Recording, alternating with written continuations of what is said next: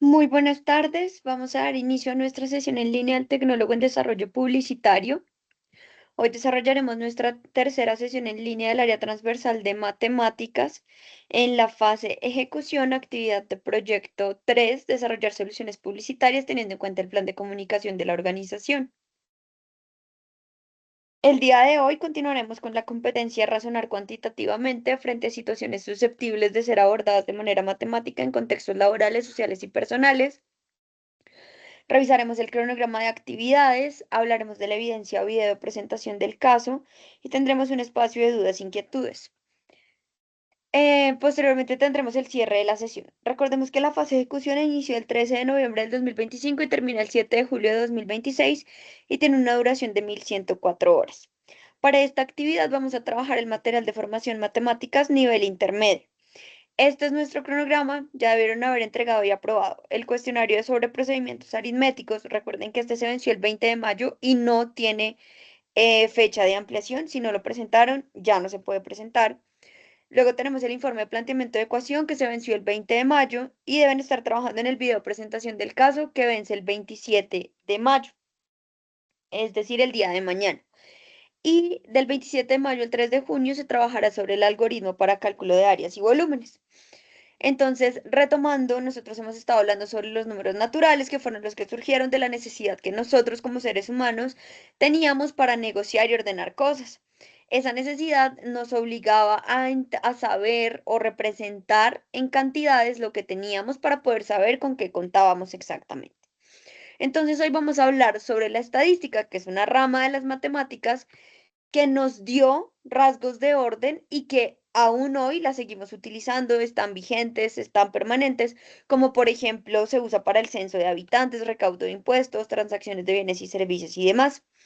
Hay dos tipos que son la estadística descriptiva y la inferencial. En la descriptiva se van a recolectar, se trata de recolectar información y de presentarla en forma de gráficos o tablas, y la inferencial se encarga de específicamente eso, hacer inferencias a partir de datos tomados en una muestra. Las gráficas en estadística, em, digamos que a nivel estadístico o a nivel matemático, vamos a llamar gráfica a esa representación visual a partir de la cual vamos a representar valores generalmente numéricos.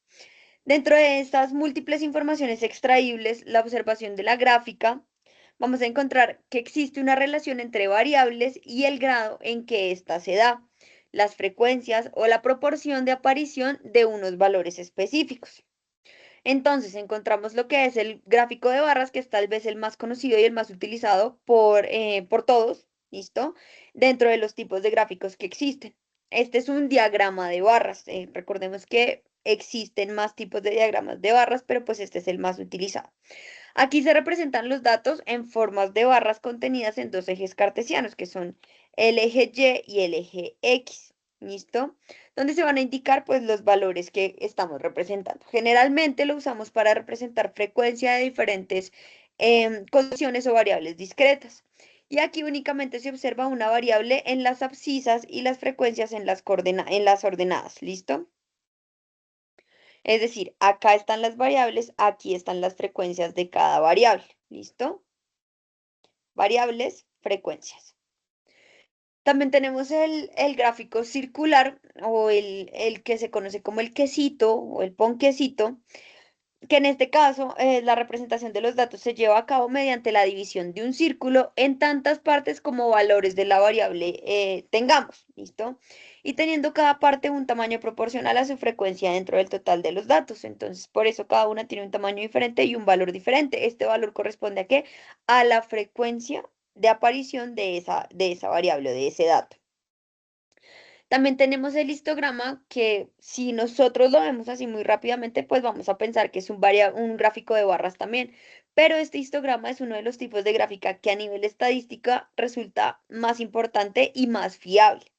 Aquí también utilizamos barras para indicar a través de los mismos ejes X y Y la frecuencia de unos valores determinados, pero aquí en vez de limitarse a establecer la frecuencia de un valor en específico, de la variable evaluada, este va a reflejar todo el intervalo. ¿Listo? Tenemos el gráfico de líneas que también es muy utilizado. ¿Listo? Solo que aquí se emplean líneas para delimitar el valor de una variable dependiente respecto a otra independiente. ¿Listo? También podemos usarlo para comparar valores de una misma variable o de diferentes investigaciones utilizando el mismo gráfico. Entonces, por ejemplo, esta puede ser la línea del año 2026, esta la del año 2025 y esta la del año 2024. ¿Sí? Y es usual que se emplee para observar la evolución de una variable a través del tiempo, lo que les estaba diciendo. Acá yo puedo mirar la misma variable en años distintos, las puedo comparar y saber cómo ha sido su comportamiento.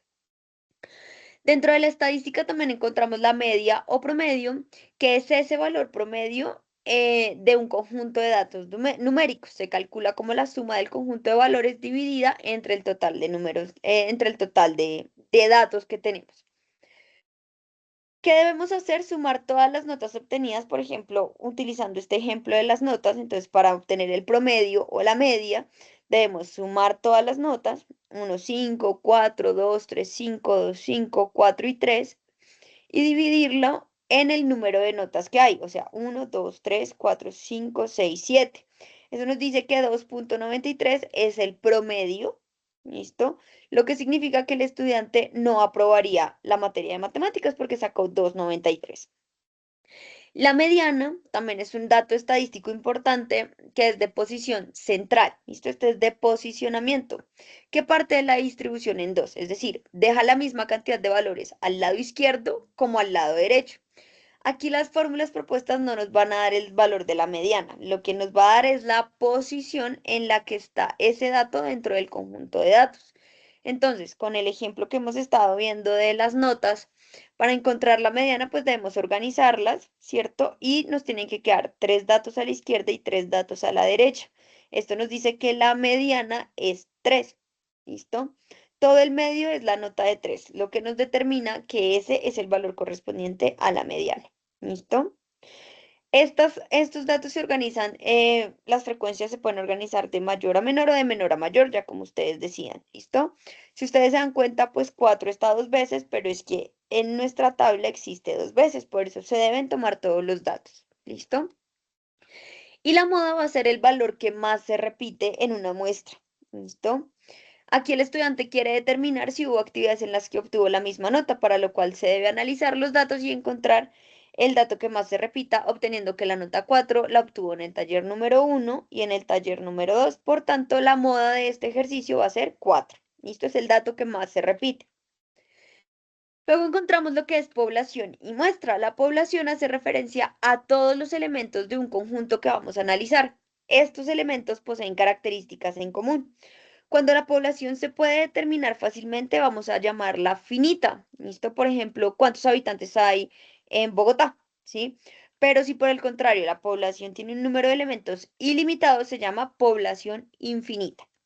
Y la muestra es cuando ya nosotros tenemos una población muy grande que se dificulta hacer una observación y un análisis, vamos a escoger un subconjunto que sea representativo del total de esa población y que tengan características en la misma proporción. Y ese pedacito va a ser nuestra muestra. ¿Listo? Y en cuanto a las variables estadísticas, tenemos dos tipos, las cuantitativas y las cualitativas. Cuantitativas son todos esos datos que podemos expresar con números. Número de estudiantes por programa de formación, número de aprendices en el SENA, número de habitantes en Bogotá, número de habitantes en el barrio Cedritos, etcétera, etcétera. Y la variable cualitativa son esas variables que se determinan por diferentes atributos, estado civil, tipo de sangre, nacionalidad, etcétera, etcétera. ¿Listo? No se representan con un número. Vamos a ver un video de cómo podemos hacer gráficos estadísticos en Excel que nos va a servir mucho para la actividad. Hola a todos, soy Cristian TR y hoy vamos a aprender a hacer gráficos en Excel. Lo primero de todo, para hacer un gráfico necesitamos una tabla de valores. Y en este caso ya la tenemos hecho. Le damos a insertar, columna, y nos sale un gráfico de tipo de columna. Pero como podemos ver no es correcto. Entonces, para corregirlo tenemos que hacer botón derecho en el gráfico y le damos la opción seleccionar datos y vamos a modificarlo. Primero, en entradas de leyenda hay que eliminar una serie. Le eliminamos y ahora en el eje horizontal que se refiere al eje de las X tenemos que editarlo también. Dice rango de rótulos del eje. Tenemos que seleccionar los datos que vayan en el eje de las X. Que serán los años en este caso. Y ahora en el eje de las Y seleccionamos el nombre y sus datos. Y como podemos ver, ahora sí que es correcto, porque en el año 2007 ganó aproximadamente 1.700. Y así es. Ahora, para completar un poco el gráfico, tenemos estas opciones. Y a mí personalmente me gusta más esta, porque podemos poner el título del eje, que sería dinero ganado, y en el eje de las X, años. Ahora imaginaros que queremos poner estos datos en posición horizontal, porque queda más estético. Pues le damos formato de eje, alineación, y donde dice dirección del texto, seleccionamos girar todo el texto 170 grados. Cerramos, y como podemos ver, los datos ahora están en posición vertical. Ahora, si queremos modificar el formato de las barras, le damos a estas opciones. Y si queremos destacar un poco más los resultados, podemos darle un color de fondo al gráfico. Y si damos a la pestaña de inicio, y le podemos poner el color que queramos, por ejemplo este. Hasta aquí el primer gráfico. Ahora vamos a hacer otro tipo de gráfico. Tenemos la tabla de datos, seleccionamos, insertar, y vamos a hacer un gráfico de líneas. Nos pasa lo mismo que en el caso anterior. No se grafica bien. Entonces, para corregirlo, repetiremos los pasos. Seleccionar datos, eliminamos una serie, modificamos el eje de las X, elegiremos los años, y en el eje de las Y elegiremos la población, en millones. En la primera opción va el título y en la segunda van los datos. Le damos a aceptar. Ahora ya tenemos el gráfico. Para completarlo, repetimos los pasos, lo mismo que el anterior, y pondríamos el título de cada eje. Ahora imaginaros que nos piden que insertemos una línea de tendencias. Para hacerlo, le damos a la pestaña de presentaciones y línea de tendencias. Si nos piden de diferentes tipos, tenemos lineal, exponencial, extrapolar lineal. Normalmente suelen pedir de lineal. Ahora ya la tenemos insertada. Ahora imaginaros que nos piden la ecuación de esta línea de tendencias. Entonces, para que la ponga Excel, lo que haremos es seleccionamos línea de tendencias y vamos a la opción que dice más opciones de línea de tendencia. Y abajo le damos presenta ecuación en el gráfico y presentar el valor de la R en el gráfico. El valor de la R no es más que el error. Y aquí tenemos la ecuación y el error. Si queremos, por ejemplo, que resalte un poco más, lo ponemos en negrita. Y hasta aquí el segundo gráfico. Ahora vamos a hacer un gráfico circular, basado en tanto por cientos. Este gráfico se basa en las notas, en la cantidad de aprobados y suspendidos. Esta columna es tanto por ciento. Ahora, para hacer este gráfico tenemos que seleccionar los datos, insertar, y vamos a elegir uno circular. A mí personalmente me gusta más este tipo, que es un estilo de 3D. Y lo útil de estos gráficos es que podemos ver el tanto por ciento. Le damos a la opción del tanto por ciento, ponemos el título, notas. Y si queremos modificar el estilo, tenemos diferentes opciones. Y bueno, hasta aquí el tutorial. Si os ha gustado, dadle a me gusta y suscribiros. Muchas gracias.